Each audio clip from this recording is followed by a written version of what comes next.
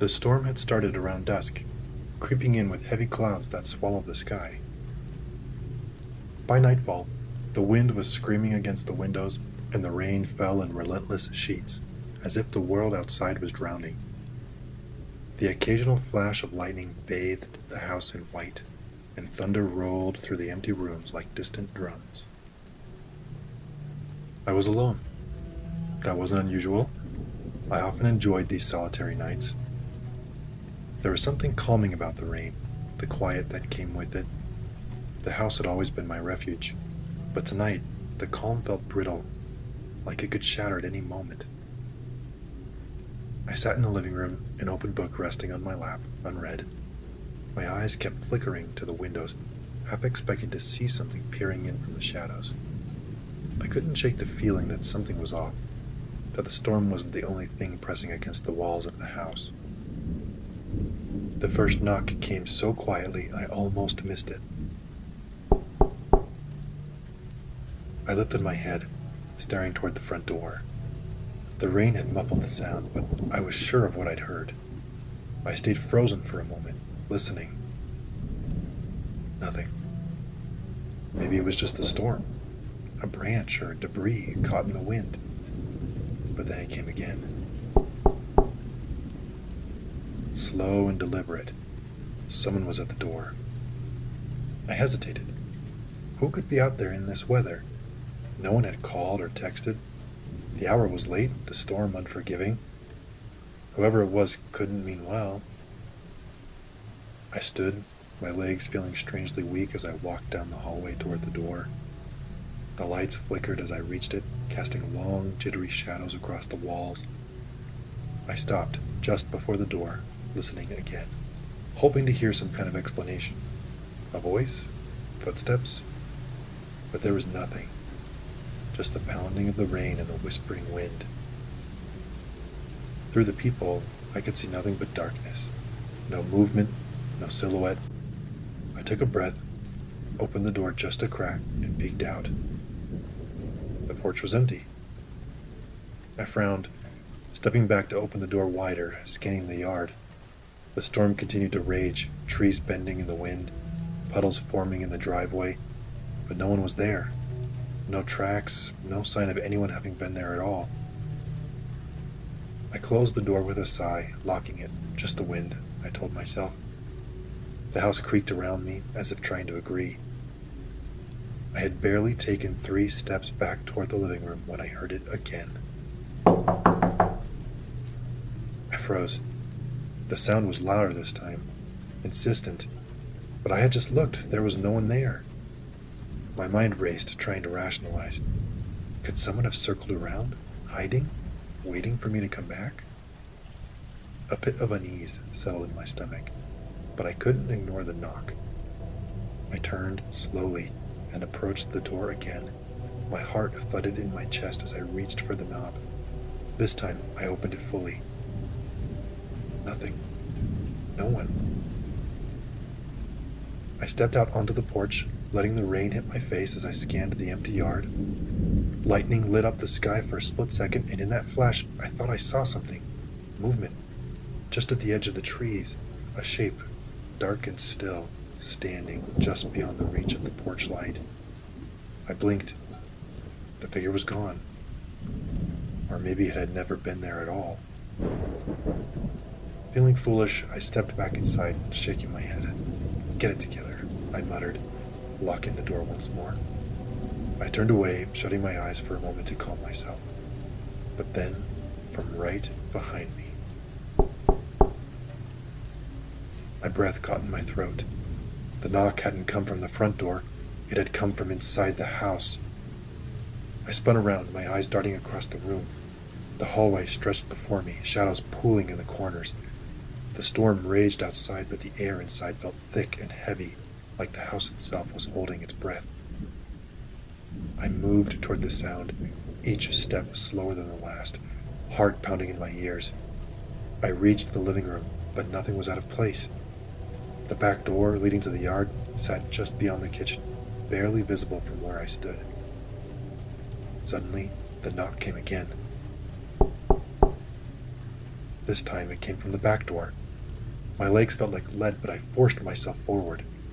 I approached the door slowly, every instinct screaming at me to turn around, to pretend I hadn't heard anything, but I had to see. I unlocked the back door and yanked it open. The rain was pouring harder than ever, the night a solid wall of darkness, but through the sheets of rain, just beyond the porch, a figure stood. It was tall, unnaturally tall, its limbs too long, its head tilted in an almost curious way. The storm seemed to have twisted around it, the wind moving with it, as though it carried the storm itself. Before I could react, it moved closer, impossibly fast. The air grew colder, my breath coming out in shallow gasps. The figure stepped up to the porch, towering over me, its face hidden in shadow. I slammed the door shut and locked it, my hands shaking uncontrollably. I backed away, my eyes never leaving the door. But then, from the other side of the door, I heard it again. And a voice, cold and hollow, whispered from the other side, "Let me in."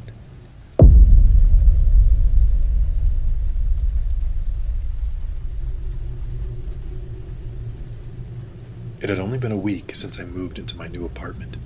The quiet was nice. It was the kind of silence that comes with being alone for the first time. No parents, no siblings, just me in this run-down, half-forgotten building. The place wasn't much, but it was mine. I felt free for the first time in my life, like I had finally left behind all the noise of home. That night, I was unpacking my last box, a tangle of clothes and kitchen items, trying to make sense of the mess, when I heard a knock. It was loud, sharp enough to cut through the silence and make me jump. I froze, staring at the door. My hand still gripped a stack of plates, now slightly trembling. It was late, nearly 11 p.m. No one had visited me all week. I hadn't even seen my neighbors. I set the plates down carefully, half expecting the knock to come again. When it didn't, I slowed down and stood and walked to the door. The hallway was quiet, maybe too quiet. I opened the door cautiously, peeking into the corridor. No one. The fluorescent lights above flickered slightly, casting a dull yellow hue on the faded walls. I stepped out, looking up and down the hallway, but there was nothing, just emptiness. I was about to close the door when I noticed something on the floor, a small piece of paper, crumpled and lying just outside my apartment. Frowning, I bent down and picked it up. As I unfolded it, I felt my heart quicken. 2 words, hastily scribbled in uneven handwriting, stared back at me. "Follow me." I stood there for a moment, frozen in place, staring at the note. My mind raced. Follow who? Was this some sort of prank? Some weird initiation from one of the neighbors? But why leave the note here, and why that message? Before I could make sense of it, I heard another knock. This time, it didn't come from my door. I whipped around, trying to locate the sound. It had come from it directly across the hall, from the apartment facing mine. My breath caught. The sound was so clear, so precise, but I hadn't heard anyone or open or close the door. How had they knocked without me noticing? Cautiously, I took a step toward the door across from mine, the one that had knocked. I lifted my hand to return the knock, but just as my knuckles were about to touch the wood, I froze. The sound had moved, echoing down the hallway. It wasn't coming from the apartment in front of me anymore. It was coming from farther down the hall, deeper into the building. I glanced down at the note in my hand. Follow me. It was as if the knock was beckoning me. I shouldn't have followed.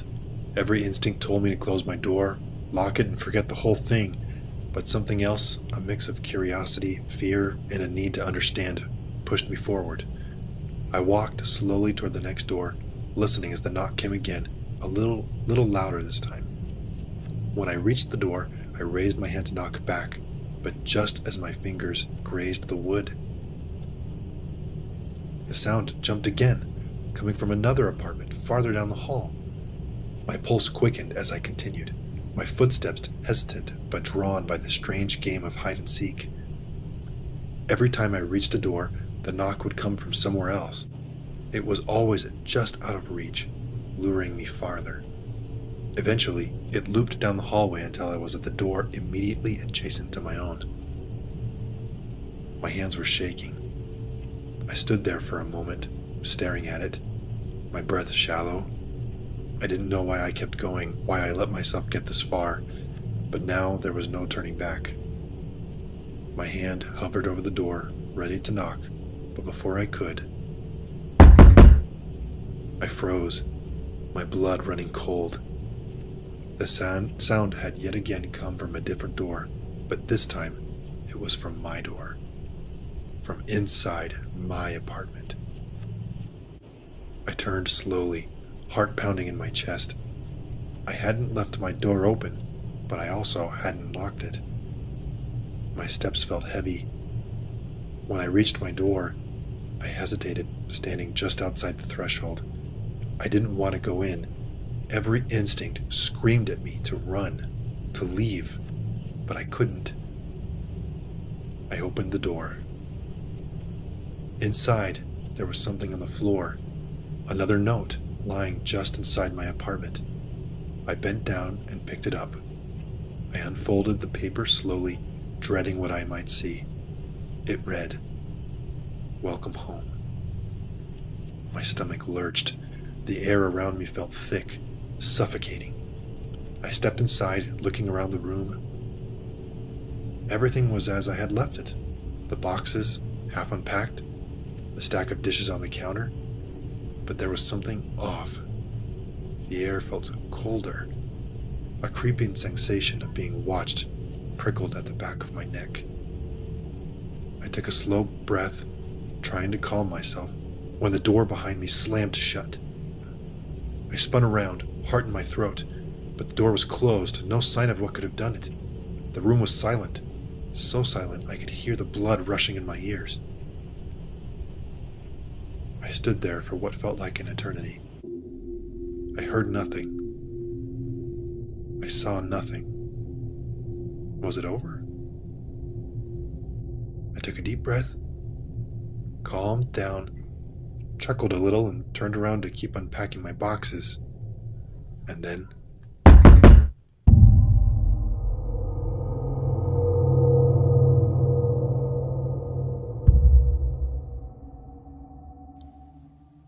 let me tell you about a case that has haunted me for nearly a decade.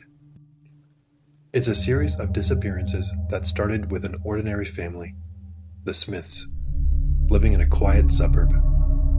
One fateful night, their daughter Lily answered a knock at the door while her parents were just a few steps away in the living room. She never returned.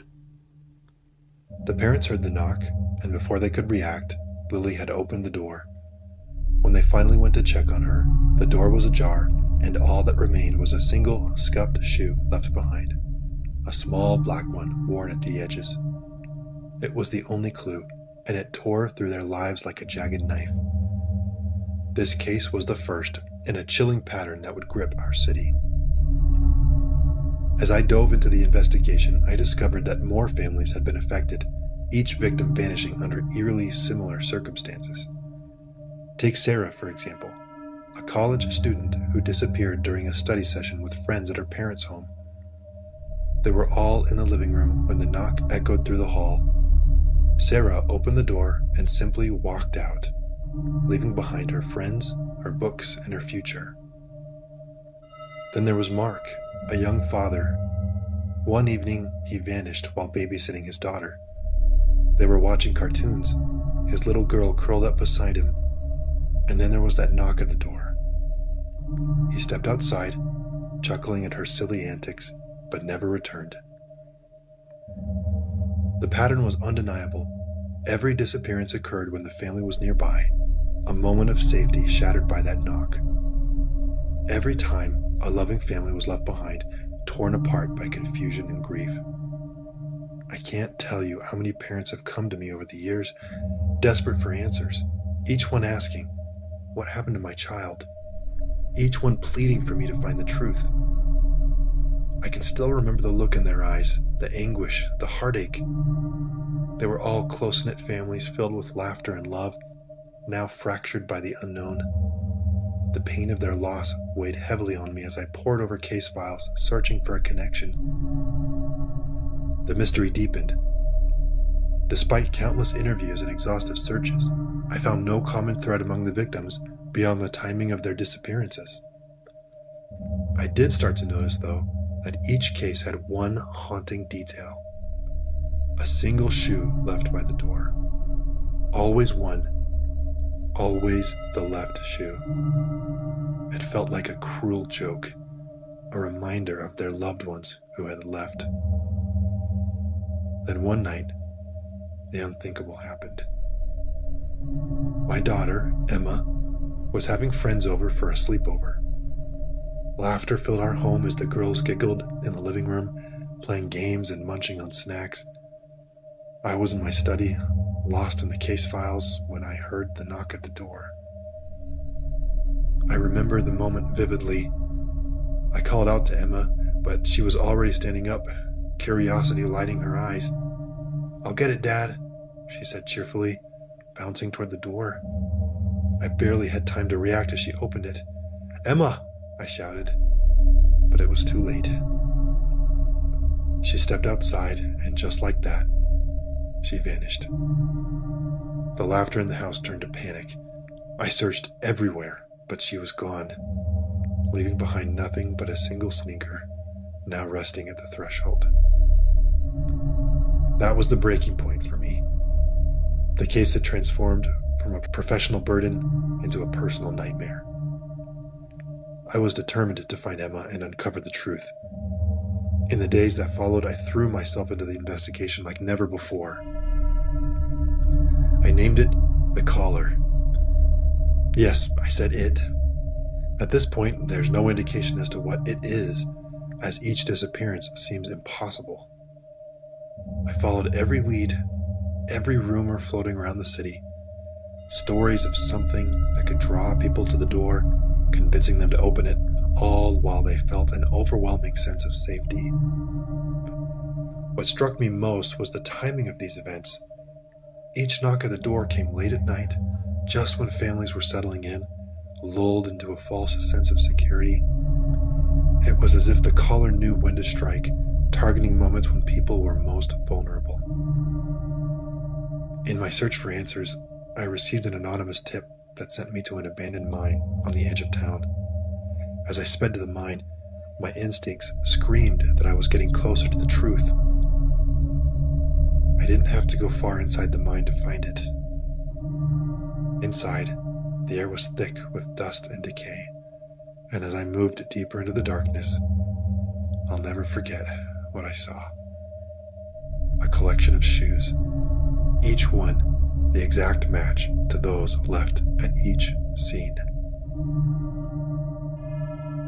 I felt my heart race as I examined them, desperately looking for Emma's, and then I found it. And then I cried. As I examined it, I noticed a small note embedded in the sole. It contained a cryptic string of characters scrawled in a black, flaky substance. I don't understand it. I don't know what it means, and I have to find out. They're not just disappearing, they are being taken. They were drawn to that door, to the knock, and something was waiting for them on the other side. For a while, it seemed as if the nightmare had ended. It's been a year now since someone was taken. The disappearances stopped in our town and families slowly began to heal. But I didn't. I never found Emma. Sometimes I dream of finding her, and then I wake up and continue living the nightmare that is my life. I continue my relentless pursuit of the caller. 2 days ago, I received an unsettling call from a police department in a different state, a small town where a pattern had emerged. It starts with a knock at the door, and just like before, a loving family member had stepped outside, never to return, leaving only a left shoe. They think it's connected to my cases. As I listened to the officer on the other end of the line, I could feel the familiar chill run down my spine, full of hope and dread. I acted quickly. I gathered my notes, and now I'm headed to the new town, determined to prevent this cycle from continuing and to find my daughter. Finally, the caller has returned. I'm about to dive back into the darkness and end this nightmare.